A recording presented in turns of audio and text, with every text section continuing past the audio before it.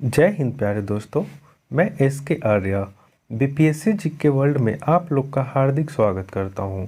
मैं आज से एनसीईआरटी सीरीज स्टार्ट करने वाला हूं, जो आज फर्स्ट क्लास में कक्षा 6 का मैं फर्स्ट चैप्टर ही देखूंगा। फर्स्ट चैप्टर में हमारे अतीत आते हैं और मैं इसी तरह जैसे इसका हिस्ट्री का जो 6 क्लास का है, ये जैसे ही इसका चैप्टर ओवर होगा यानी ख़त्म होगा, उसके बाद मैं 7th का भी स्टार्ट करूँगा, 8 का भी स्टार्ट करूँगा और 9 का भी स्टार्ट करूँगा। दोस्तों, आप लोग की सपोर्ट की बहुत ज़रूरत है। आप लोग सपोर्ट कीजिए, मैं इसी तरह आपके बीच सेशन लाया करूँगा। तो आइए सेशन स्टार्ट करते हैं। अध्याय फर्स्ट है क्या, कब, कहाँ और कैसे, ये चैप्टर का नाम है। तो आइए इसमें इस फर्स्ट चैप्टर से हम ये जानने की कोशिश करेंगे कि क्या है, कब हुआ है, क्यों हुआ और कहाँ हुआ है और कैसे हुआ है। यानी कि कब, कहाँ और कैसे का मतलब हम समझेंगे कि हिस्ट्री में क्या हुआ है। और हिस्ट्री आज आप जानते ही हैं कि बीते हुए घटनाओं का संग्रह है, उसी को जानकारी प्राप्त किया जाता है। तो कक्षा 6 से हम लोग आज देखना स्टार्ट करते हैं। आइए पहले देखते हैं, ये रसीदा का कोई सवाल है। रसीदा का सवाल है, ये रसीदा है, इसका कुछ सवाल है। मैं इसके थोड़ा देखता हूँ क्या ये कह रही है। रसीदा बैठी हुई अखबार पढ़ रही थी। अचानक उसकी निगाहें पर एक सुर्खी पर पड़ी। 100 साल पहले, यानी कि एक लिखा हुआ था और उस पर लिखा हुआ था 100 साल पहले। अब वह सोचने लगी, अब क्लास 6 का बच्चा है तो ऑब्वियसली है कि सोचेगा ही कि 100 साल पहले क्या, मतलब कैसे कोई जान सकता है। तो उसी के बारे में ये डिस्कस कर रही थी। तो आइए आगे देखते हैं, कैसे पता लगाएं। जैसे वह क्वेश्चन राइज की कि 100 साल पहले कैसे सब जान पाते होंगे, तो उसी के बारे में आज हम लोग थोड़ा सा और कुछ क्वेश्चन राइज करके पढ़ते हैं कि कैसे पता लगाएं। तो आइए आगे देखते हैं। हम जानते हैं कि कल क्या हुआ था, तुम रेडियो सुन सकते हो। मतलब हम जानते हैं कि कल क्या हुआ था, उसके लिए हम रेडियो सुन सकते हैं, टेलीविज़न देख सकते हैं या फिर अखबार पढ़ सकते हैं जो न्यूज़पेपर होता है। और साथ ही यह जानने के लिए कि पिछले साल क्या हुआ था, तुम किसी ऐसे व्यक्ति से बात कर सकते हैं या उस समय के स्मृति जिससे हो उससे मिलकर जानने की कोशिश करेंगे कि क्या हुआ था, पहले क्या हुआ था, इसके बारे में हम जान सकते हैं। अब रसीदा यही सोच रही होगी कि कल क्या हुआ था या फिर 1-2 साल पहले क्या हुआ था। ये जो देखा है या न्यूज़पेपर है, इससे इस जानकारी का स्रोत हम ले सकते हैं, उनसे जानकारी प्राप्त कर सकते हैं। तो यही वो सोच लगी रही थी। तो कैसे पता लगाएं, ये इसके बारे में वो सोच रही थी। आइए हम जानते हैं आगे। अतीत के बारे में हम क्या जान सकते हैं, ये क्वेश्चन भी राइज कर सकता है। अतीत के बारे में हम क्या जान सकते हैं, तो आइए उसके बारे में डिटेल देखते हैं। अतीत के बारे में बहुत कुछ जाना जा सकता है, जैसे लोग क्या खाते थे। अतीत के बारे में बहुत कुछ जाना जा सकता है, जैसे लोग क्या खाते थे, कैसे कपड़े पहनते थे, किस तरह के घर में रहते थे। हमें आखेटक मतलब शिकारिया होता है, पशुपालकों, कृषकों, शासकों, व्यापारियों, पुरोहित, शिल्पकारों, कलाकारों, संगीतकारों या फिर वैज्ञानिक के जीवन के बारे में जानकारियाँ हासिल कर सकते हैं। यही नहीं, हमें यह भी पता कर सकते हैं कि उस समय के बच्चे कौन कौन से खेल खेलते थे, कौन सी कहानियाँ सुना करते थे, कौन से नाटक देखा करते थे या कौन कौन से गीत गाते थे। ये तमाम के बारे में जानकारी हम प्राप्त कर सकते हैं। ठीक है, आइए आगे देखते हैं। लोग कहाँ रहते थे, वह सोचती होगी कि लोग कहाँ रहते थे और इसके बारे में ये बुक हमें जानकारी देगा। तो आइए देखते हैं क्या कह रहा है। मानचित्र 1 में नर्मदा नदी का पता लगाओ। दोस्तों, इस बुक से आप एक मैप साथ में रखिएगा, क्योंकि इसमें ऐसा बहुत कुछ है जो आपको मानचित्र देखने को बोलेगा।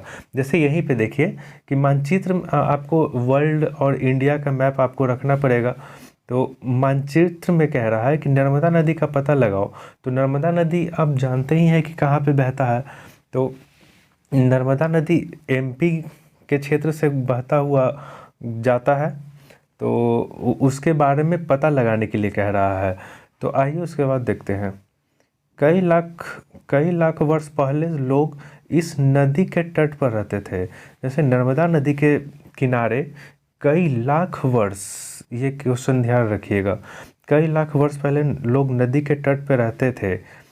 रहने वाले आरंभिक लोग में कुछ कुशल संग्राहक जो आसपास के जंगल में विशाल संपदा से परिचित थे, अपने भोजन के लिए वे जड़ों, फल फूल, जंगल, अन्य उत्पादों यही संग्रह किया करते थे।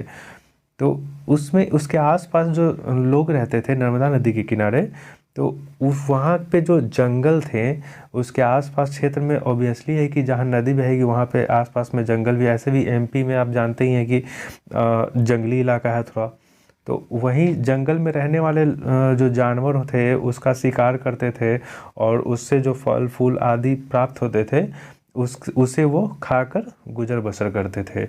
आइए आगे थोड़ा देखते हैं। नेक्स्ट कह रहा है, अब तुम उत्तर पश्चिम सुलेमान और किरथर पहाड़ियों का पता लगाओ। जैसे देखिए फिर से ये मैपिंग का आपका यूज करने के लिए बोल दिया है। जैसे इंडिया के उत्तर पश्चिम में कह रहा है कि इंडिया के उत्तर पश्चिम में, यहाँ पे देखिए यहाँ पे है एक मानचित्र और ये हो गया इंडिया, और इंडिया के उत्तर पश्चिम में कह रहा है, आप जानते हैं कि यहाँ पे नॉर्थ है, साउथ है, ईस्ट है, वेस्ट है, तो उत्तर पश्चिम कह रहा था, उत्तर पश्चिम ये हो जाएगा, ठीक है। तो उत्तर पश्चिम में सुलेमान और किरथर पहाड़ी यहाँ है, तो सुलेमान और किरथर पहाड़ी यहीं पे होगा। तो ये कौन सा क्षेत्र है, ये पाकिस्तान हो गया और ये अफगानिस्तान हो गया, यानी कि ये दोनों का बॉर्डर बनाता है कौन सा पहाड़ी, सुलेमान और किरथर पहाड़ी। तो इसी के बारे में आपको पता लगाने को बोल रहा था। आइए आगे देखते हैं इसमें क्या कह रहा है। इसी क्षेत्र में कुछ ऐसे स्थान है जहाँ लगभग 8000 वर्ष पूर्व, आगे 8000 वर्ष पूर्व सबसे पहले गेहूं तथा जौ जैसी फसल का उपाजना आरंभ हुआ था। जैसे ये जो सुलेमान और किरथर पहाड़ी है वहाँ से प्राप्त हुआ है गेहूं और जौ फसलों का उपजाना, ठीक है। और वो कब था ये डेट पूछ सकता है, ये भी आई है, ठीक है, भी आई है, ओके। तो इसका आप ध्यान रखिएगा कितने हजार साल पूर्व हुआ था, तो 8000 साल पूर्व। किस चीज़ का फसल, तो गेहूं और जौ का। आगे देखते हैं। उन्होंने भेड़, बकरी और गाय, बैल जैसे पशुओं को पालतू बनाना शुरू किया। वे लोग गाँवों में रहते थे और ऑब्वियसली उस टाइम शहर थोड़े था, गाँव ही था। आगे है, उत्तर पूर्व में गारो तथा मध्य भारत में विंध्य पहाड़ी का पता लगाओ। जैसे कह रहा है कि उत्तर में, देखिए मैप देखिए, उत्तर पूर्व में गारो का पता लगाना है, उत्तर पूर्व में, तो ये हो गया, तो उत्तर पूर्व इसका कौन हो जाएगा, उत्तर हो गया, ये हो गया, और पूर्व तो ये हो जाएगा। तो उत्तर पूर्व में गारो पहाड़ी यहाँ पे लिखा हुआ है। और फिर आगे कह रहा था मध्य भारत में विंध्य पहाड़ी का पता लगाना है, तो यानी कि मध्य भारत यानी कि बीच वाला हो गया ये, तो विंध्य है, तो ये विंध्य हो गया पहाड़ी, ठीक है। इसके बारे में आप थोड़ा ध्यान भी रखिएगा मैपिंग। आगे देखते हैं। ये कुछ ऐसे क्षेत्र हैं जहाँ कृषि का विकास हुआ। जैसे गारो को जो पहाड़ी है और विंध्य पहाड़ी है वहाँ कृषि का विकास हुआ था, जहाँ से सबसे पहले चावल उपजाया गया। वे स्थान विंध्य के उत्तर में स्थित है। तो विंध्य के जो विंध्य पर्वत है उसके उत्तर में उत्तर भारत हो गया। तो उत्तर भारत पहले तो अफगानिस्तान तक भी था, तो उसके जो चावल के उपजाया गया था वो विंध्य पर्वत के उत्तरी भाग में था। ये थोड़ा ध्यान रखिएगा। आइए आगे देखते हैं। आगे कह रहा है, मानचित्र पर सिंधु तथा इसकी सहायक नदी का पता लगाने का प्रयास करो। आप मानचित्र देखिएगा इंडिया पे, और सिंधु नदी का जो सहायक नदी कौन कौन है ये आप लिख कर बताइएगा, ठीक है। और ऐसे मैं बता दूं, ये जम्मू कश्मीर, हिमाचल प्रदेश, ये सब इलाका में आपको मिल जाएगा सिंधु नदी। ठीक है, इसका पता लगाइएगा। और कौन कौन सिंधु नदी की सहायक नदी 5 नदी है, आप बताइएगा कौन कौन नदी है, कमेंट सेक्शन में आप बताइएगा। आइए आगे देखते हैं। सहायक नदी उन्हें कहते हैं जो एक बड़ी नदी से मिल जाती है। जैसे सिंधु की जो सहायक नदी है वो सिंधु नदी में जो मिल जाती होगी उसी को कहते हैं। ठीक है, आइए देखते हैं इसमें क्या कह रहा है। लगभग 4700 वर्ष पूर्व इन्हीं नदियों के किनारे कुछ आरंभिक नगर फले फूले। जो सिंधु नदी है उसी नदी के किनारे या उसके सहायक नदी के किनारे आसपास के क्षेत्र में कुछ नगर बसे हुए थे। वह गंगा व उसके सहायक नदी के किनारे तथा समुद्री तटवर्ती इलाकों में नगरों का विकास हुआ जो 2500 वर्ष पूर्व हुआ। ये क्वेश्चन पूछ सकता है, जैसे पीसीएस है या फिर यूपीएससी तक में भी मैं बता सकता हूँ कि ये पूछ सकता है कि गंगा व इसकी सहायक नदी के किनारे है कितने वर्ष पूर्व या कितने वर्ष पहले इलाकों में नगरों का विकास हुआ था। तो ये 2500 वर्ष पूर्व हुआ था, ये ध्यान रखिएगा। अच्छा, एक क्वेश्चन मैं आपसे पूछ रहा हूँ दोस्तों, गंगा नदी का लंबाई कितना है? इसी में आंसर छिपा हुआ है, आप बता सकते हैं कितना किलोमीटर लंबी है। आइए आगे देखते हैं। गंगा तथा इसकी सहायक नदी सोन नदी का पता लगाने को बोल रहा है। तो गंगा और इसकी सहायक नदी का पता लगाना है दोस्तों आपको, और आगे देखते हैं इसमें। और आप पता लगा लीजिएगा तो आपको ही सहूलियत होगा, इससे आपको मैपिंग भी थोड़ा बहुत समझ में आएगा, कौन नदी कहाँ जाती है आप देखिएगा तो आपको कॉन्सेप्ट क्लियर होगा। आइए देखते हैं इसमें क्या लिखा है आगे। गंगा के दक्षिणी में इन नदियों के आसपास के क्षेत्र प्राचीन काल में मगध नाम से, जो प्राचीन काल में है वो प्राचीन काल में मगध के नाम से जाना जाता था। ठीक है, तो ये ध्यान रखिएगा। गंगा के किस क्षेत्र में था, किस साइड में है? तो गंगा के दक्षिणी साइड में है। दक्षिणी साइड आप समझ रहे हैं ना, ये अगर नॉर्थ है यानी कि उत्तर, तो ये दक्षिणी हो गया। तो गंगा ऐसे जा रही है तो इसके दक्षिणी साइड ये हो गया। ठीक है, ध्यान रखिएगा। आइए देखते हैं आगे क्या कहता है। इसके शासक बहुत शक्तिशाली थे और उन्हें एक विशाल राज्य स्थापित किया था। जो मगध के राजा थे, अशोक हो गए, बिंबिसार हो गए, बहुत से राजा हो गए जो मगध में शासन किए, वो बहुत ही शक्तिशाली थे। कालाशोक हो गए, मतलब बहुत है। तो वो लोग बहुत ही शक्तिशाली राज्य का स्थापना किए थे। देश के अन्य हिस्सों में एक ऐसे राज्य की स्थापना की गई थी, देश के अन्य हिस्सों में भी एक ऐसे ही राज्यों की स्थापना की गई थी। जैसे ये कह रहा है कि जैसे जैसे मगध महाजनपद है, देश के कई हिस्सों में ऐसे ही तरह की, आप जानते हैं कि कितना महाजनपद है, ये कितने महाजनपद है, इसका कमेंट करके आप बताइएगा। ठीक है, तब तक मैं आपको आगे बताता हूँ। और हाँ, आइए आगे देखते हैं। लोग ने सदैव उपमहाद्वीप के एक हिस्से से दूसरे हिस्से तक यात्रा की। लोगों ने सदैव उपमहाद्वीप के एक हिस्से से दूसरे हिस्से तक यात्रा की। कभी कभी हिमालय जैसे पर्वत, पहाड़, रेगिस्तान, नदियों तथा समुद्रों के कारण यात्रा जोखिम भरी होती थी, फिर भी वे यात्रा उनके लिए असंभव नहीं होते थे।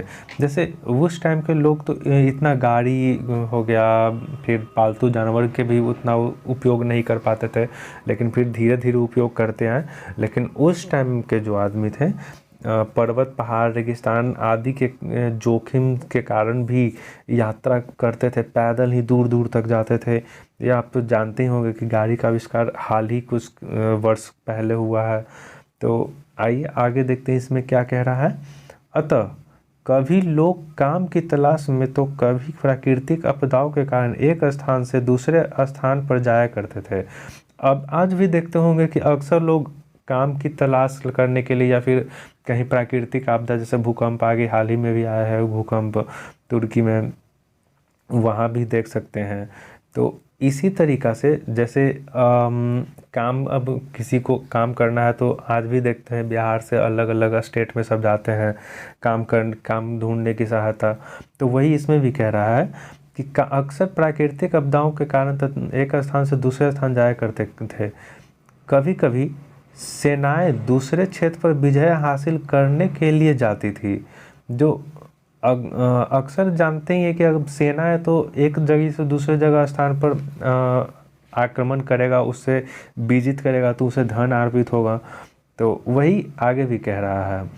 आगे देखते हैं। इसके अतिरिक्त व्यापारी कभी कफीले में तो कभी जहाज़ों में अपने साथ मूल्यवान वस्तु लेकर एक स्थान से दूसरे स्थान जाते थे। तो जैसे व्यापारी वर्ग तो अक्सर ही जानते हैं, उन लोग को व्यापार करना है तो एक जगह से दूसरे जगह जाएंगे ही जाएंगे। तो उस टाइम जो भी हो तो मूल्यवान वस्तु ही होता था, वो तो एक जगह से दूसरे जगह जाते थे। आइए आगे देखते हैं। धार्मिक गुरु लोगों को शिक्षा और सलाह देते हुए एक गांव से दूसरे गांव तथा एक कस्बे से दूसरे कस्बे जाया करते थे।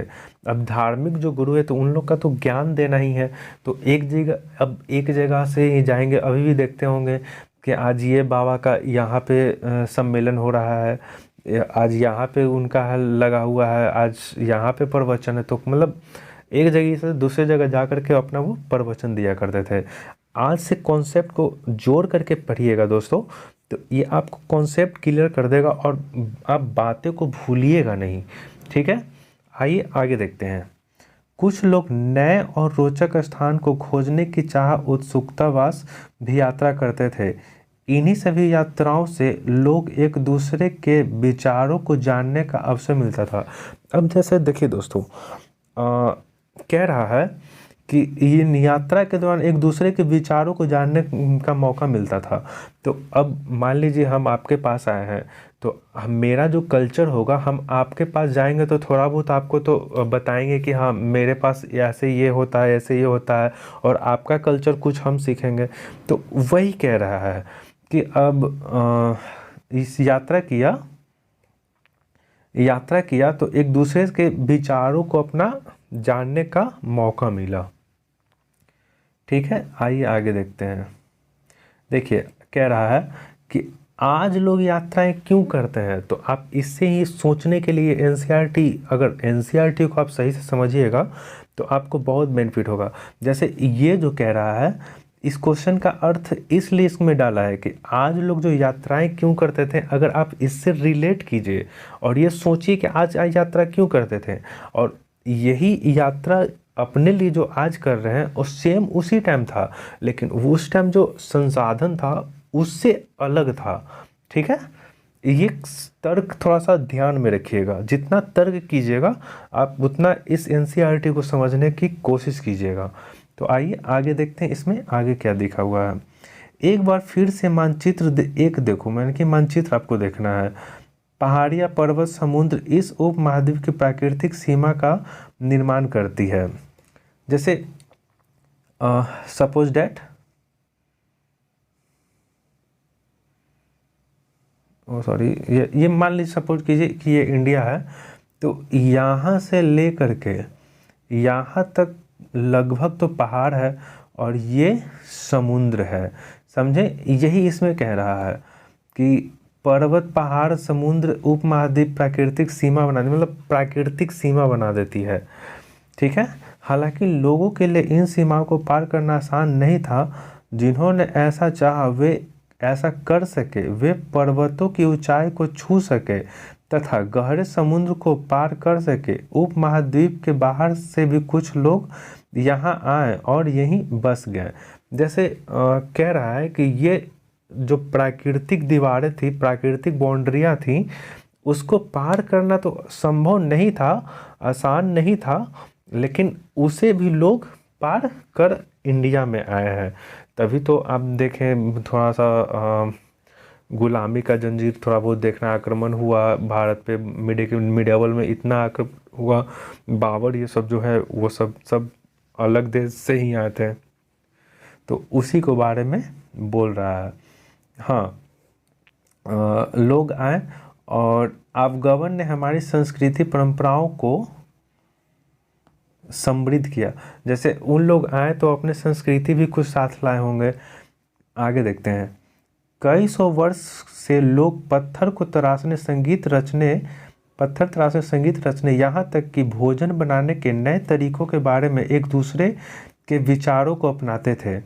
तो वही हुआ, जैसे एक जगह से दूसरे जगह लोग आए, अब कुछ सेंस से भी आए। मैं आपके पास कुछ मतलब वर्क से ही आऊँगा, कुछ काम से ही आऊँगा, तो वही कह रहा है कि अगर किसी तरीक़े से आऊँगा तो मैं अपना जो परंपरा है थोड़ा बहुत तो आपको बताऊँगा ही बताऊँगा कि हाँ ऐसे होता है।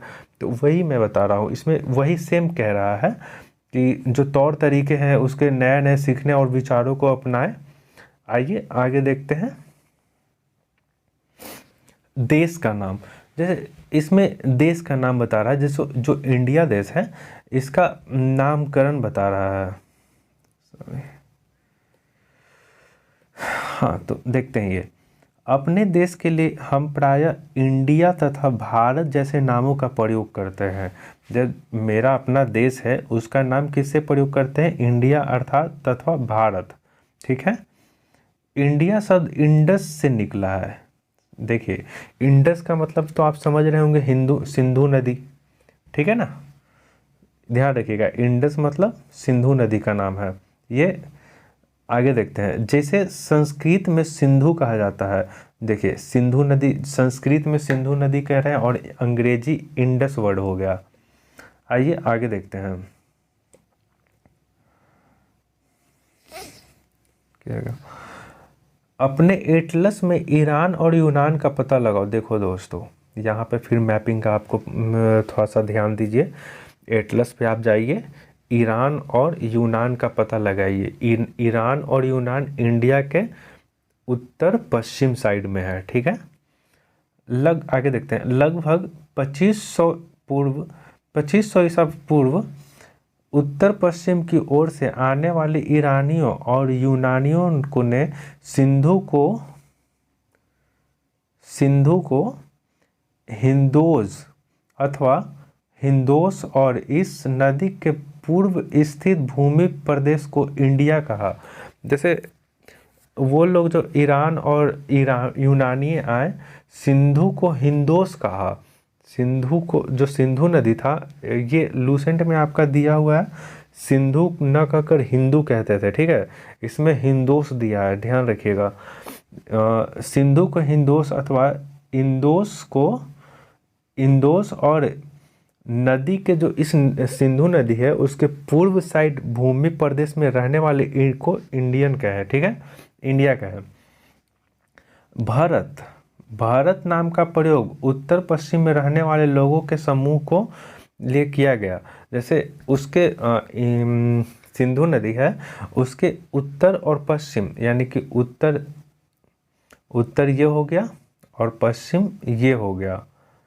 पश्चिम ही कह रहा था ना, हाँ, उत्तर और पश्चिम, तो उत्तर और पश्चिम इस क्षेत्र में रहने वाले समूह के लिए किया गया भारत। क्या नाम किया गया? भारत। ध्यान रखिएगा, भारत। इस समूह का उल्लेख संस्कृत की आरंभिक कृत ऋग्वेद में भी मिलता है। ये जो भारत नाम का है इसकी चर्चा ऋग्वेद में भी मिलता है। बाद में इसका प्रयोग देश के लिए होने लगा और यह लगभग कितने वर्ष पुरानी है? तो 3500 वर्ष पुरानी है, ठीक है। ये थोड़ा ध्यान रखिएगा, यहाँ से क्वेश्चन थोड़ा सा राइज कर सकता है। जैसे ये सिंधु है जो कैसा वर्ड है, हिंदी, उर्दू, संस्कृत, ये सब पूछ सकता है, ये क्वेश्चन राइज कर सकता है, ठीक है। आइए आगे देखते हैं। अतीत के बारे में कैसे जानें? तो आइए इसके बारे में कुछ जानकारी देखते हैं कि इसके बारे में क्या बताया गया है। अतीत की जानकारी कई तरह से प्राप्त कर सकते हैं। इनमें से एक तरीका अतीत में लिखी गई पुस्तकों को ढूंढना और पढ़ना है। ये पुस्तकें हाथ से लिखी होने के कारण पांडुलिपि कहते थे। पांडुलिपि किसे कहते हैं? तो पांडुलिपि जो हस्त मतलब हाथ से जो लिखा जाता है उसे पांडुलिपि कहते हैं। अंग्रेजी में पांडुलिपि के लिए प्रयुक्त होने वाले मैन्यूस्क्रिप्ट शब्द, मैन्यूस्क्रिप्ट शब्द जो लैटिन शब्द है मेनू से बना है, जिसका अर्थ होता है हाथ। अभी भी मेनू देखते हैं तो ये मेनू का अर्थ क्या होता है? हाथ। ठीक है। ये पांडुलिपियां प्रायः ताम्रपत्र अथवा हिमालय क्षेत्र में उगने वाले भूर्ज नामक पेड़ के छाल से विशेष तरीका से तैयार भोजपत्र पर लिखी जाती थी। ये क्वेश्चन पूछ सकता है, ये भी थोड़ा सा इम्पोर्टेंट है, थोड़ा सा ध्यान रखिएगा। ये जो पांडुलिपियां है किस चीज़ से बनी होती? तो पहला तो हो गया ये तारपत्र, और फिर या दूसरा हो सकता है हिमालय क्षेत्र में उगने वाले भूर्ज, क्या? भूर्ज नामक पेड़ के छाल पर। पूछ सकता है कि किस पेड़ के छाल पर? तो भूर्ज नामक पेड़ के छाल पे लिखा जाता था। ठीक है। और ये रहा पांडुलिपियाँ, इसी टाइप से पहले के लोग लिखा करते थे, और ये सभी हाथ से ही लिखा करते थे। ठीक है। आइए देखते हैं आगे। इतने वर्ष में इसमें कई पांडुलिपियां को कीड़ों ने खा लिया। अब बहुत पुराना है तो पेड़ के छाल में ऐसे भी जानते हैं कि कीड़ा लग जाता है, वही कह रहा है। तथा कुछ नष्ट कर दी गई, और नष्ट कर दी नालंदा विश्वविद्यालय आप देखे होंगे कितना, ये बख्तियार खिलजी आया था तो जला दिया था। 6 महीना कहा जाता है कि 6 महीना तक किताबें सिर्फ जलती रही थी। आइए आगे देखते हैं। फिर भी ऐसी कई पांडुलिपियां आज भी उपलब्ध है। ये प्रायः पांडुलिपियां मंदिरों और बिहारों से प्राप्त होती है। ये पांडुलिपियां मंदिर अथवा ये सब से प्राप्त होती है। इन पुस्तकों में धार्मिक मान्यताओं व व्यवहार, राजाओं के जीवन, औषधि तथा विज्ञान आदि सभी प्रकार के विषयों का चर्चा मिलती है। तो ये जो पांडुलिपियां हैं इसमें किस चीज़ का चर्चा मिलती है? तो राजाओं के जीवन का, औषधि का, विज्ञान का आदि प्रकार की चर्चा मिलती है। इसके अतिरिक्त हमारे यहाँ महाकाव्य, कविता तथा नाटक भी मिलते हैं। जैसे इसमें महाकाव्य के बारे में भी जानकारी दी गई है, और संगीत और कविता, नाटक ये सब जो है उसके बारे में भी जानकारी दिया गया है। आइए आगे देखते हैं। इसमें से कई संस्कृत में लिखे हुए मिलते हैं, जबकि अन्य प्राकृत और तमिल में है। ध्यान रखिएगा, कई जो है संस्कृत में मिलते हैं और फिर कई जो है अन्य प्राकृत और तमिल भाषा में है। प्राकृत भाषा का प्रयोग आम लोग करते थे। एक क्वेश्चन मैं आपसे पूछ रहा हूँ दोस्तों, प्राकृत जो है किस धर्म की भाषा थी? हम अभिलेखों के भी अध्ययन कर सकते हैं। ऐसे लेख पत्थर अथवा धातु जैसे अपेक्षाकृत कठोर सतहों पर उत्कीर्ण की गई है उससे मिलती है। कभी कभी शासक अथवा अन्य लोगों अपने आदेशों को इस तरह उत्कीर्ण करवाते थे ताकि लोग उन्हें देख सके, पढ़ सके अथवा पालन कर सके। जैसे अशोक के भी जो अभिलेख मिला गया है उसको पे भी लिखा हुआ है, तो वही कह रहा है इसमें, अपना लेख लिखवा दिया तो उसको देख सके लोग, पढ़ सके, और उसका जो नियम कानून लिखा गया है 14 जो शिलालेख मिला है उसमें नियम कानून ही है अशोक का, तो वही पालन कर सके। आगे देखते हैं। कुछ अन्य प्रकार के अभिलेख भी मिलते हैं जिसमें राजाओं तथा रानियों सहित अन्य स्त्री पुरुष ने भी अपने कार्यों का विवरण उत्कीर्ण करवाया। उदाहरण के लिए प्रायः शासक लड़ाइयों में अर्जित विजयों का लेखा जोखा रखा करते थे। जैसे कह रहा है कि कई जो अन्य पुरुष भी थे या फिर शासक जो थे वो अपने लड़ाइयों का विवरण और विजय जो होते थे उसका लेखा जोखा उस पर उत्कीर्ण करवाते थे। ठीक है। आइए देखते हैं आगे क्या कहता है। क्या तुम बता सकती हो कि कठोर सतह पर लेख लिखवाने में क्या लाभ है? ये तो आप जान ही सकते हैं दोस्त कि क्या लाभ है। इसके बारे में आप कठोर अगर है तो सख्त है तो बहुत दिन तक चलेगा। ठीक है। और ऐसा करवाने में क्या क्या कठिनाइयाँ आती हैं? हाँ, तो कठिनाई तो आएगी ही दोस्तों। कठोर है उसको खोदना पड़ेगा और उसको बारीकी से मिलाना पड़ेगा, लिखना पड़ेगा ताकि सबको पता चले, दूर से भी दिखे, तो उसमें तो मेहनत है दोस्तों। आइए आगे देखते हैं। इसके अतिरिक्त अन्य कई वस्तुएं अतीत में बनी है और प्रयोग में लाई जाती थी। ऐसे वस्तुओं का अध्ययन करने वाले व्यक्ति पुरातत्वविद कहलाते थे, आर्कियोलॉजिस्ट। ठीक है, पुरातत्वविद पत्थर और ईंट से बनी इमारतों के अवशेष, चित्र तथा मूर्तियों का अध्ययन करते थे। देखिए, इस तरह के वस्तुएं जो थी उसका खोज जो अध्ययन करता था, खोज करता था, उसे पुरातत्वविद क्या कहते थे, आर्कियोलॉजिस्ट इसको कहते थे इंग्लिश में। ठीक है, आइए आगे देखते हैं क्या कहते हैं। वे औजार, हथियारों, बर्तन,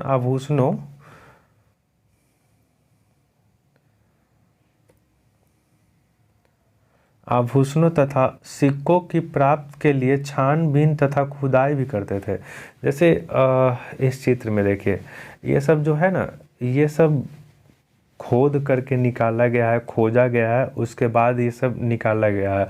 उसी तरह इसमें कह रहा है कि वो छानबीन करके, खुदाई करके उन वस्तुओं का पता लगाते थे।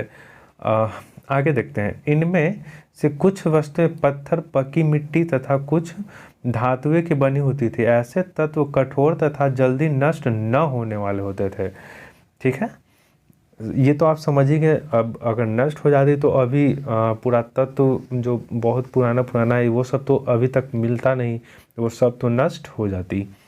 आगे देखते हैं, पुरातत्वविद जानवरों, चिड़िया तथा मछलियों की हड्डियां को भी ढूंढते थे।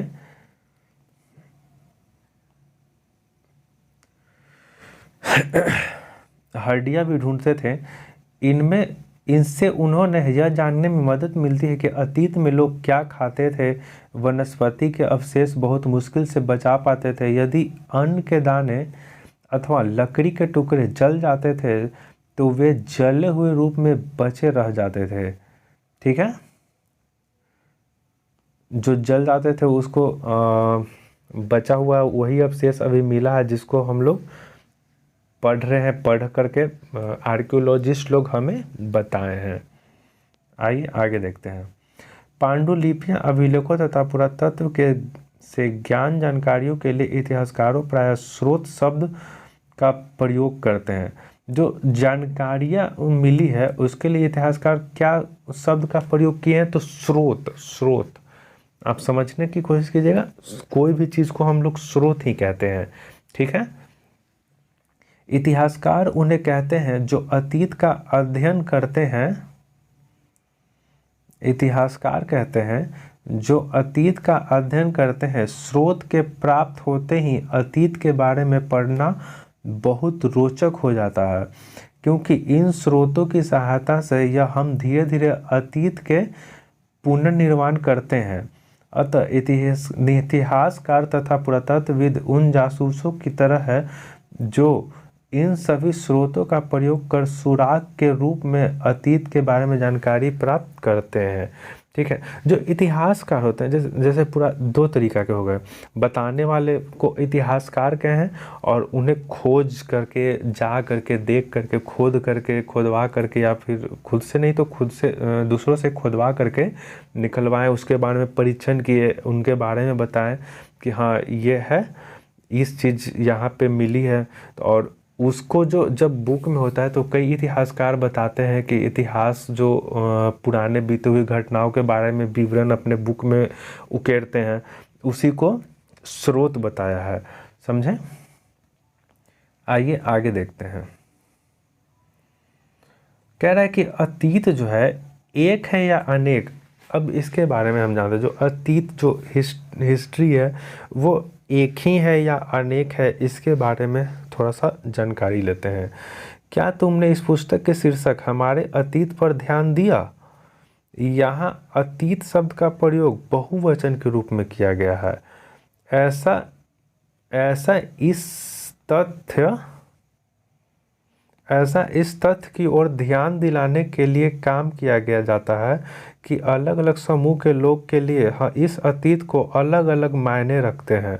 उदाहरण के लिए पशुपालक तथा कृषि को की जीवन राजाओं तथा रानियों के जीवन से तथा व्यापारियों के जीवन शिल्पकारों के जीवन से बहुत भिन्न थी।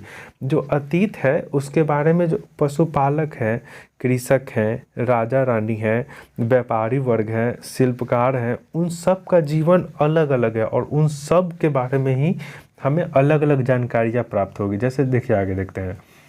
उस समय भी देश के अलग अलग हिस्सों में लोग अलग अलग व्यवहारों, रीति रिवाजों का पालन करते थे।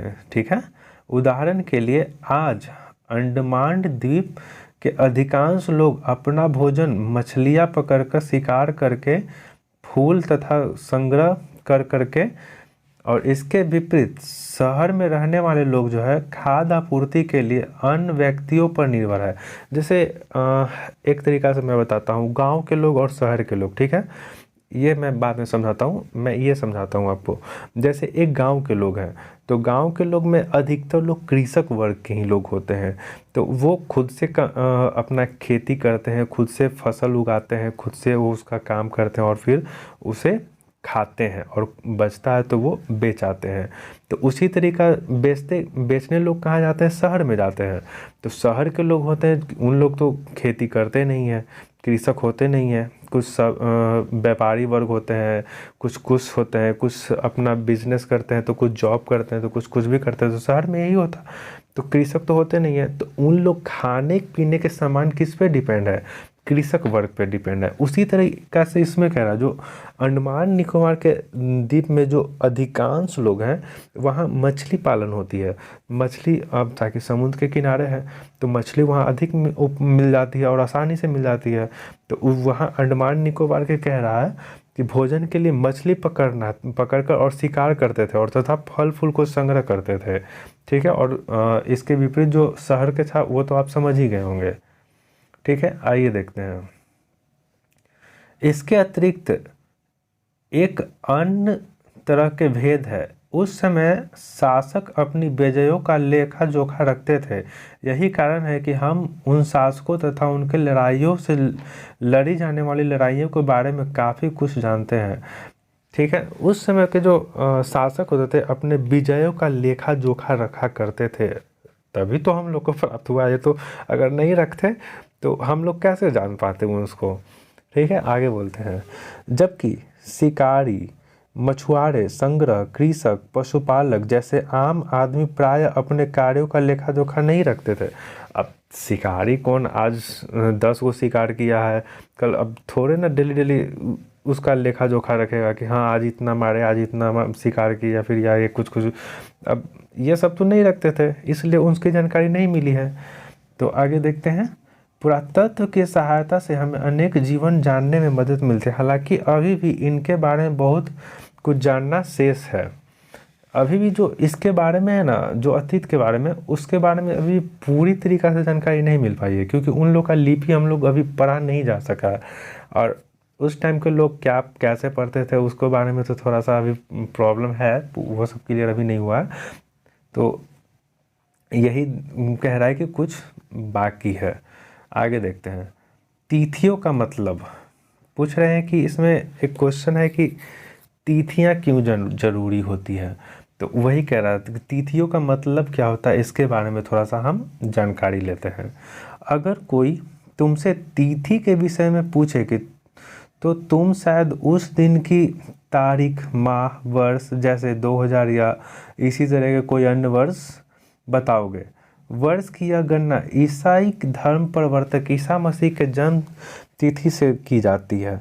अतः 2000 वर्ष कहने का तात्पर्य है ईसा मसीह के जन्म के 2000 वर्ष बाद से। और ईसा मसीह के जन्म पूर्व की तिथि या ईसा पूर्व के रूप में जानी जाती है।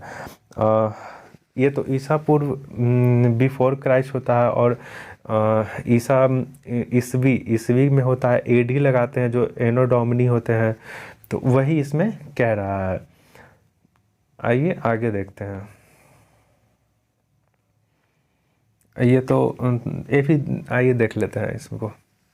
जैसे वही बता रहा है जो हम अभी बताएं कि बीसी के बारे में बता रहा है, बिफोर क्राइस्ट उसी तरीक़ा से बता रहा है, और एडी एनो डोमिनी ईसा मसीह के जन्म।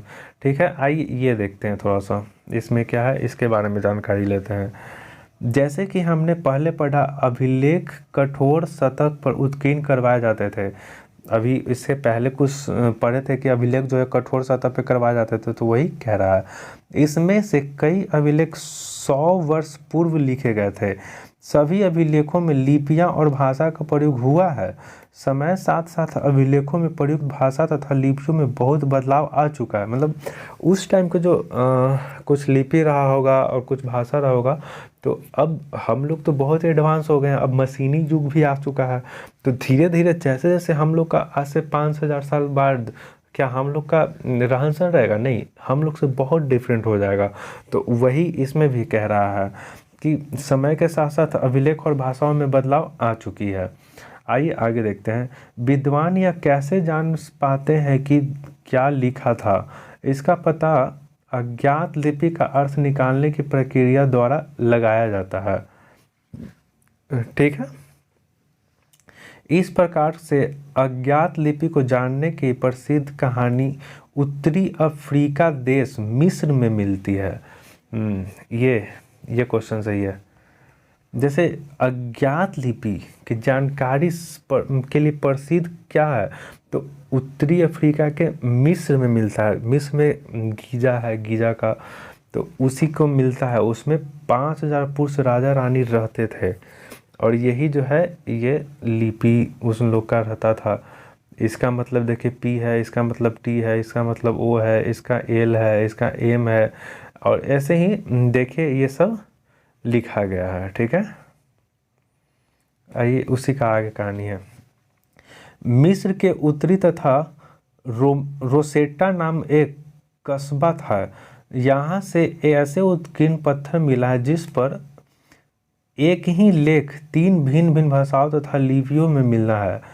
कुछ विद्वान यूनानी भाषा पढ़ सकते थे। कुछ विद्वान जो है यूनानी भाषा पढ़ सकते थे। उन्होंने बताया कि राजाओं रानियों के नाम छोटे छोटे से फ्रेम में दिखाया गया है, जैसे कारतूस कहा जाता है। उसके विद्वान ने यूनानी तथा मिस्र सहित अगल बगल रखते थे।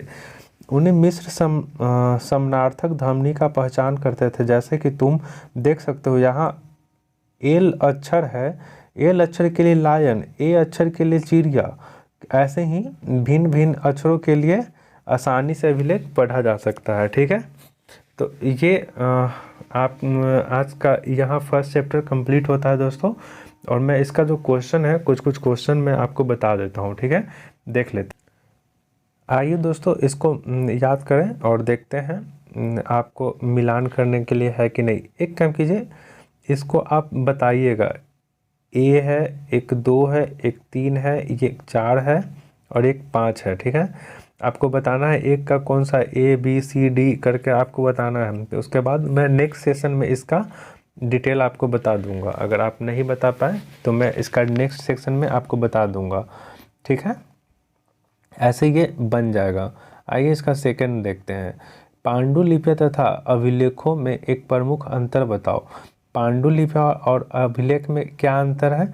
तो पांडुलिपियाँ हाथ से लिखा जाता था और वो ताम्र पत्र पे लिखा जाता था, और अभिलेख क्या था? अभिलेख कठोर पे लिखा जाता था। ये अंतर हो गया। ठीक है, आओ चर्चा करें। क्वेश्चन है, रसीदा के प्रश्न को फिर से पढ़ो और उसके उत्तर दे। रसीदा का जो क्वेश्चन था कि 100 वर्ष पहले कैसे लोग जान पाते थे, और उसके बारे में अब तो उत्तर आप दे ही पाएंगा कि 100 वर्ष पहले के बारे में जानकारी उसके साहित्यिक जो स्रोत होते हैं, स्रोत जानकारी है, उससे हमें मिल पाती है। जो अभिलेख है, पुरातत्व उत्खनन कर के प्राप्त हुआ, यही सब इसके बारे में आपको लिखना है, आप जान सकते हैं। नेक्स्ट क्वेश्चन देखते हैं। पुरातत्वविद द्वारा पाई जाने वाली सभी वस्तुएं की एक सूची बनाओ। पुरातत्वविद द्वारा पाई जाने जो गया है उसका एक सूची बनाना है। ऐसा कुछ खास इंपॉर्टेंट नहीं है। नेक्स्ट देखते हैं। साधारण स्त्री तथा पुरुष अपने कार्य का विवरण क्यों नहीं रखते थे? इसके बारे में तुम क्या सोचते हो? ये भी कुछ खास इंपॉर्टेंट नहीं है एग्ज़ाम के लेवल से। ये सब इस बुक से रिलेटेड क्वेश्चन है, इसलिए दे दिया गया है। आइए देखते हैं। कम से कम 2 ऐसी बातों का उल्लेख करो जिसमें तुम्हारा अनुसार राजाओं और किसानों के जीवन में भिन्नता का। हाँ, ये क्वेश्चन जो है आप कर सकते हैं। कम से कम 2 ऐसी जानकारी का उल्लेख करना है जिसको तुम्हारे अनुसार, मतलब खुद के, ये नहीं कि बुक में है, आपको अपना थिंक डेवलप कर करके इसको में लिखना है। राजाओं और किसानों के जीवन भिन्न का पता लगाना है। अभी आप सोच करके खुद से आप लिख सकते हैं, ठीक है। आइए देखते हैं। चलिए इसके बाद सेकंड चैप्टर है। सेकंड चैप्टर हम लोग नेक्स्ट वीडियो लाएंगे आपको। उम्मीद करता हूं दोस्तों कि आपको ये सेशन अच्छा लगा होगा, और जैसा भी होगा सेशन आप कमेंट करके बताइएगा ताकि मैं इसमें कुछ और सुधार कर सकूं। जय हिंद प्यारे दोस्तों।